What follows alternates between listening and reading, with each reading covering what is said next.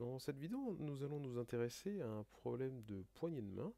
Et ce qui est intéressant dans cette vidéo, c'est qu'on va répondre à la question qui nous est posée en utilisant trois méthodes vraiment différentes qui font appel à une notion de trois chapitres du programme de première année de prépa économique. Alors, le problème est le suivant. On s'intéresse à une réunion dans laquelle N participants se rencontrent et on suppose qu'ils se serrent tous la main. Donc ils se disent tous bonjour, ils se serrent tous la main. Et on nous demande de déterminer le nombre total de poignées de main échangées. Alors ici, n est un entier naturel, alors on va même supposer, pour que ce soit plus, pour éviter les cas aberrants, que n est plus grand que 2. Donc il y a au moins deux participants, donc il y a au moins une poignée de main qui est échangée. Alors c'est intéressant si vous cherchez un petit peu aussi, donc vous pouvez mettre la vidéo en pause et après regarder et voir si vous avez utilisé des trois méthodes que je vais proposer ensuite, ou peut-être une autre. Bon, si c'est le cas, vous pouvez l'écrire en commentaire, c'est toujours intéressant. Alors, première méthode, donc il n'y a pas de hiérarchie entre les trois méthodes, je vais utiliser la théorie des graphes. Donc ici, pour faire ça, on va commencer par représenter. Représentons la situation par un graphe. Où les sommets sont les participants, les arêtes sont les poignées de main.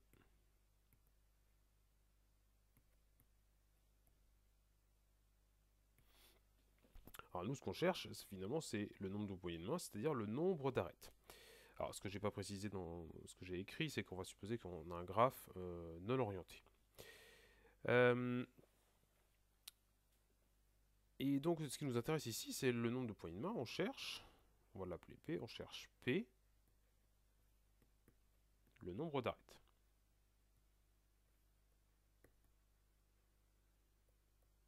Mais dans le cours sur les graphes, on a une formule qui permet de trouver le nombre d'arêtes, qui justement s'appelle la formule des poignées de main, donc aussi la formule d'Euler. Donc la formule d'Euler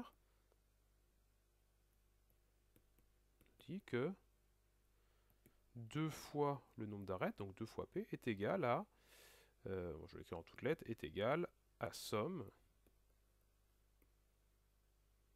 des degrés des sommets du graphe.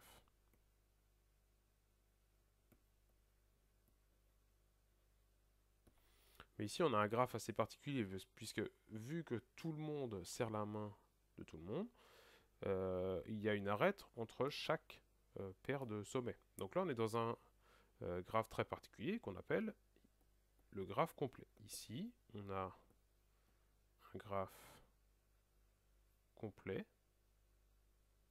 à n sommets, vu qu'il y a n participants, ce qui fait que donc le degré de chacun des n sommets est n-1, vu qu'il est relié à tous les autres sommets. Donc chaque personne serre la main de tous les des n-1 autres participants. Ce qui fait que, si on reprend notre équation, on a 2p qui va être égal, on a dit, à la somme de tous les degrés. Mais vu que tous les sommets, vu que les n sommets ont pour degré n-1, la somme des degrés, ce n'est rien d'autre que n fois n-1. Et on obtient très rapidement que p, c'est le nombre qu'on cherche, est égal à n-1 sur 2. Et voilà, donc nous avons trouvé, avec une première méthode, le nombre de poignées de main échangées, qui est n-1 sur 2. Alors, on va passer à une autre méthode, et vous allez voir qu'elle n'a pas vraiment de rapport. C'est une méthode plus, on va dire, plus combinatoire, qui va utiliser les coefficients binomiaux. Ici, on cherche le nombre de poignées de main échangées, et comme on a dit que chaque participant échange une poignée de main avec tous les autres, avec chacun des autres participants, finalement, on cherchait le nombre de poignées de main, le nombre de poignées de main,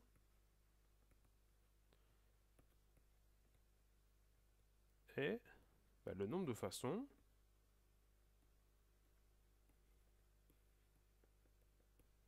de choisir deux participants parmi n.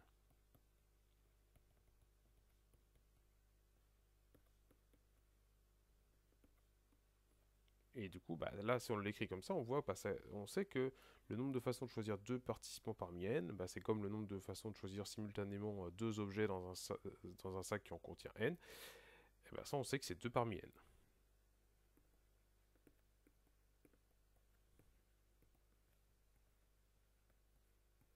Voilà, donc on pourrait s'arrêter ici, mais on va quand même continuer le calcul pour voir que c'est bien la même chose que ce qu'on a trouvé avant. Et il faut se rappeler aussi, donc, bon, le calcul que je vais faire ici, il faut savoir le faire également.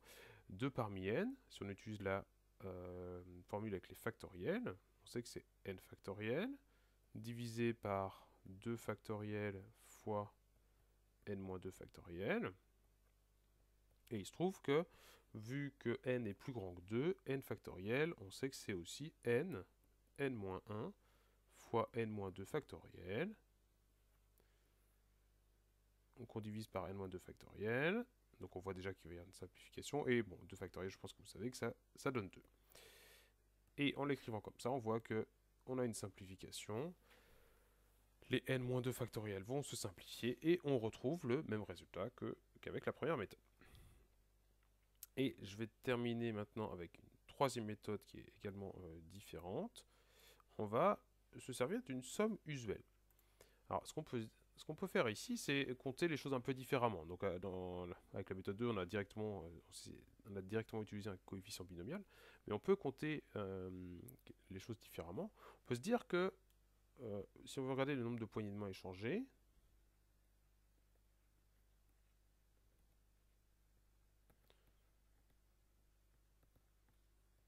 si on prend, disons, le premier participant, bon, en supposant qu'il y en ait un premier, le premier, il va échanger une poignée de main avec tous les autres participants.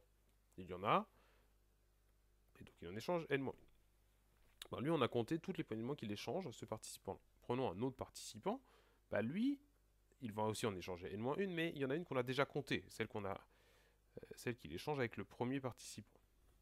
Donc ce nouveau participant, lui, il en échange que n-2. Alors je pense que vous voyez où je veux en venir. Le troisième participant, alors lui, bien évidemment, il échange n-1 poignée de main, mais il y en a deux sur ces n-1 qu'on a déjà compté. Donc du coup, au final, il n'échange que n-3 nouvelles poignées de main. Et si on continue, ainsi de suite, on va avoir un dernier participant qui va échanger deux poignées de main, plutôt l'avant-dernier, et le dernier participant, lui, il va échanger une poignée de main, et au final, on peut même dire qu'il y en a un dernier, le nème participant. En fait, bien évidemment, il échange n-1 poignée de main, mais au final, on les a déjà toutes comptées en considérant tous les autres participants. Et si on remarque bien, ici, ce qu'on a ici, c'est une somme usuelle. C'est la somme pour k allant de 0 à n-1 de k. Et ça, c'est une somme du cours. On sait que cette somme-là, elle est égale à n fois n-1 sur 2. Et donc on a retrouvé le même résultat par une troisième méthode.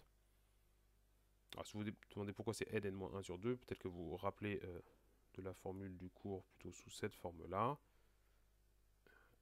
avec un grand N. Dans le cours, c'est grand N plus 1 sur 2, mais moi je l'ai appliqué en remplaçant grand N par petit n-1, et du coup ça donne bien ce qui est ici. Donc voilà, donc on a obtenu le même résultat. On a réussi à dénombrer le nombre de poignées de main en utilisant trois méthodes différentes, qui font appel à des notions de trois chapitres différents également.